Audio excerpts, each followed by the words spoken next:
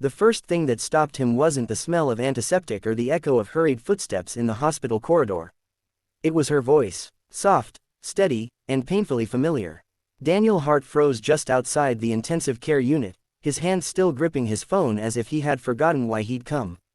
He hadn't heard that voice in years, not since the night he walked away from everything that mattered.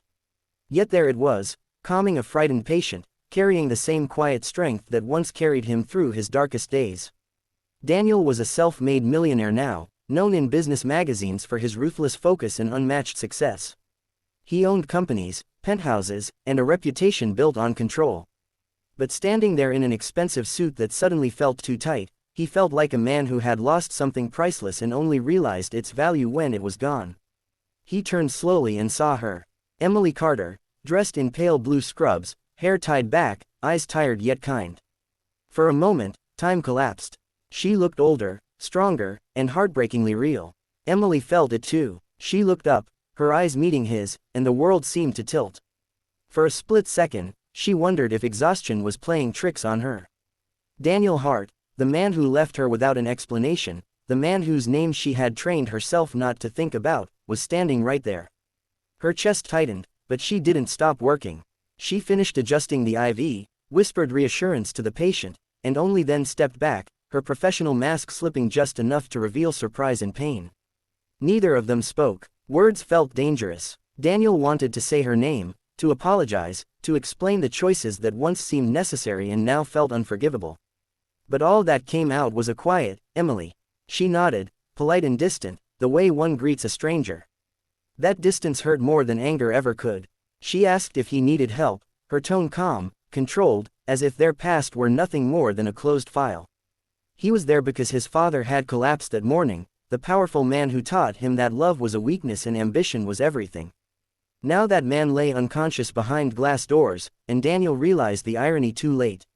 Success had brought him back to the very place where he had first met Emily years ago, when he was still struggling, still human. She had been a nursing student then, staying late to help his mother during her final illness. Emily had held his hand when he thought he couldn't survive the grief. Episode 2 unfolded in quiet tension. Daniel returned the next day, not because of his father, but because he hoped to see her again. Emily noticed, of course. She noticed the way he lingered, the way his eyes followed her, full of things he didn't know how to say. She told herself she was immune now. Years of working long shifts, losing patience, and rebuilding her life had taught her resilience. Still, when he asked if they could talk, her heart betrayed her with a painful flutter. They sat in a small waiting area, the hum of machines filling the silence. Daniel finally spoke, admitting that leaving her had been the biggest mistake of his life. He talked about pressure, fear, and choosing money over love, thinking he could come back once he was worthy. Emily listened, her face unreadable. When he finished, she took a deep breath and told him the truth he hadn't prepared for. She had waited, suffered, and eventually learned to live without him. She wasn't broken anymore, yet as she stood to leave, something lingered between them, unspoken but alive. This hospital, filled with endings and beginnings, had brought them face to face for a reason neither could ignore. The past was still heavy, but for the first time in years, hope quietly returned, fragile but real. Daniel began to notice the hospital in a way he never had before. Episode 3 unfolded slowly, measured in quiet glances and unfinished conversations. His father's condition remained uncertain, keeping Daniel tethered to the building day after day. Each morning he arrived earlier than necessary, pretending it was for updates, when in truth he was searching for Emily's familiar walk down the corridor. When he finally saw her, there was always a flicker of something in her eyes, recognition mixed with restraint. Emily tried to keep her distance, but fate seemed determined to test her resolve. She was assigned to Daniel's father more often than she expected, her professionalism clashing with the personal storm inside her. Caring for the man who had once dismissed her as a distraction felt like a strange kind of justice. Yet as she monitored his vitals and adjusted his medication, she caught glimpses of Daniel standing quietly by the bed, his confidence stripped away, replaced by worry and regret. It softened her more than she wanted to admit. One evening, after a long shift, Emily found Daniel sitting alone in the hospital chapel, his head bowed. She almost walked past, but something pulled her back. The space was dim, filled with a fragile calm. Daniel confessed he felt like a stranger to his own life, that the success he chased had left him empty. He admitted he was afraid of losing his father, and afraid that he had already lost her forever. Emily listened without interrupting, her own defenses weakening as she saw the sincerity in his eyes. She told him about her life after he left, about the nights she cried in silence, the way she threw herself into her studies to survive the pain, and the pride she felt now saving lives every day. She spoke of learning to stand on her own, of finding purpose that didn't depend on anyone else. Daniel realized then that she wasn't the woman he had abandoned, she was stronger, braver, and no longer waiting to be chosen. That realization humbled him more than any business failure ever had. Episode 4 began with a turning point that neither of them expected.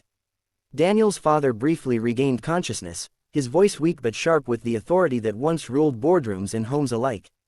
When he saw Emily, confusion crossed his face, then recognition. In a rare moment of vulnerability, he asked her to stay. Later, alone with Daniel, the old man admitted that pushing Emily away years ago had been a mistake.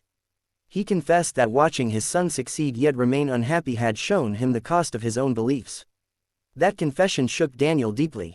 For the first time, his father acknowledged the damage he had caused. When Emily returned to check the monitors, Daniel's father reached for her hand and apologized in a broken whisper. Emily felt tears sting her eyes, not because the apology erased the past, but because it finally named the pain she had carried. She accepted it quietly, understanding that forgiveness didn't mean forgetting, but it allowed healing to begin.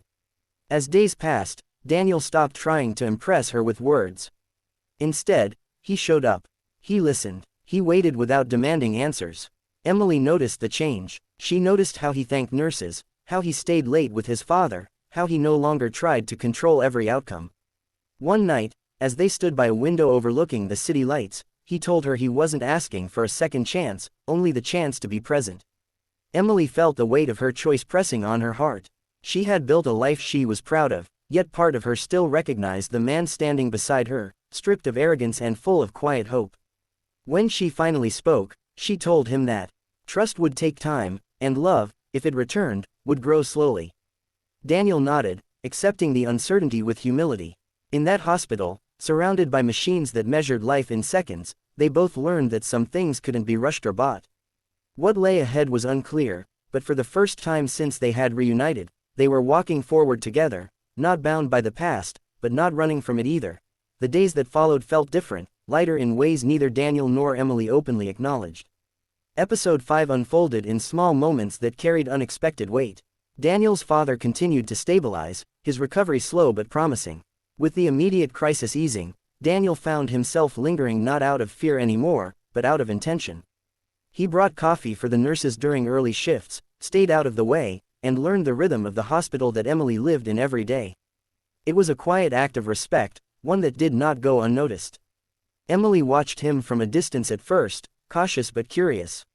She saw how he listened when doctors spoke, how he accepted difficult news without trying to overpower it, how he asked questions not to control outcomes but to understand them. It stirred something in her she had long buried. One afternoon, during a rare break, she found him sitting in the cafeteria, staring at a cup of untouched tea.